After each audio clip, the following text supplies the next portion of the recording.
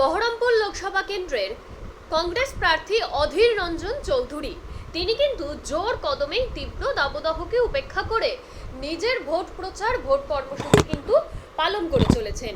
সেই চিত্রই কিন্তু আমরা বারংবারই দেখছি। ঠিক সেরকমই আবারও সেই চিত্র ফুটে উঠল এবং তাকে দেখার জন্যে জনগণ কিন্তু তাদের বাড়ির বাইরে পর্যন্ত চলে এসেছে এবং সেই জনগণকে উৎসাহিত করতেই অধীর রঞ্জন চৌধুরীর হাতে কিন্তু ফুল, চকলেট, মিষ্টি, বিভিন্ন রকমের মনোরঞ্জনকর জিনিস কিন্তু দেখা গেল। কারণ তার মতে ফুল এবং মিষ্টিকেই ভোটে জেতার এক অন্যরকম অস্ত্র হিসেবেই ব্যবহার করতে চাইছেন।